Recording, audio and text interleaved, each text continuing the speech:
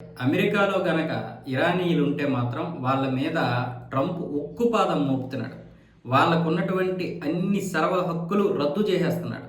ఎందుకంటే Iran America యుద్ధం జరుగుతున్నా ఇరాన్ తీవ్రంగా అమెరికాని దెబ్బ కొడుతుంది, పైగా పరువు పోతుందనే ఉద్దేశం. మరి మొత్తానికైతే లీగల్గా ఉంటున్నటువంటి ఇరాన్ ప్రజలు కూడా అక్కడ అనేక విధాలుగా ఇబ్బందికి గురి చేస్తున్నారు. దీనికి సంబంధించి శనివారం రోజు ఐఆర్జీసీ మాజీ కమాండర్ ఖసేం సోలేమాని మేనకోడలు హమీదా అఫ్షర్ ఆమె కుమార్తెకు ఉన్న గ్రీన్ కార్డును రద్దు చేశారు.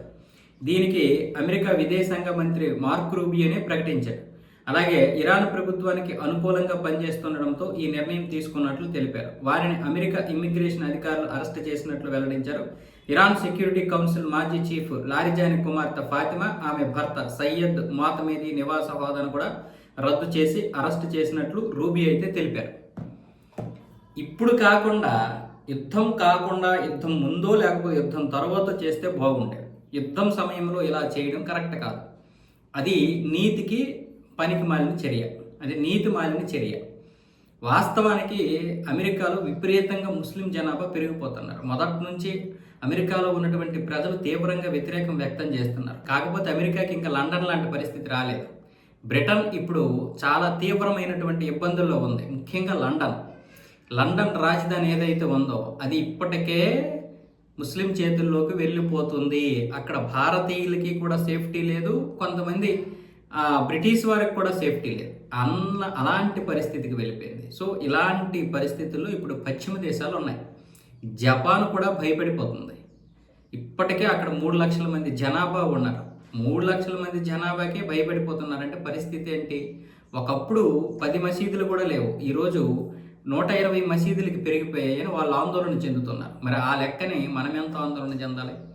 అమెరికా తీసుకున్నటువంటి నిర్ణయము వాళ్ళ దేశానికి సంబంధించింది కావచ్చు, కానీ ఇలాంటి పరిస్థితుల్లో తీసుకోకుండా అది ఎప్పుడో చర్యలు చేపట్టాలి. కానీ వీళ్ళు అలాంటి చర్యలు అప్పుడు చేపట్టరు. ఇప్పుడు యుద్ధంలో ఇలాంటి చర్యలు చేపడితే అది ఎంతవరకు కరెక్ట్?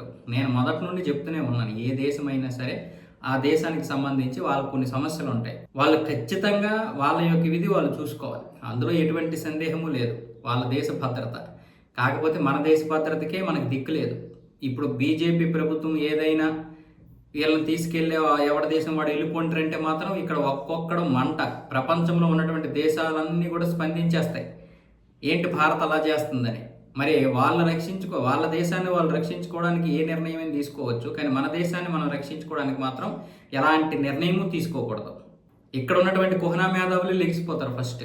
మరి ఎన్ఆర్సీ తీసుకొచ్చిన, సిఏఏ తీసుకొచ్చినా, లేకపోతే ఇంకేం తీసుకొచ్చినా సరే మరి ఇంతమందిని మనం ఎలా మేపుతాం? 10 కోట్ల మంది, దగ్గర 8 కోట్ల మంది, తక్కువలో తక్కువ 8 కోట్ల మందిని మనం మేపడం అంటే సామాన్య విషయమా? రిజర్వేషన్ల పేరుతో దొబ్బేస్తున్న రేషన్ అంతా కూడా.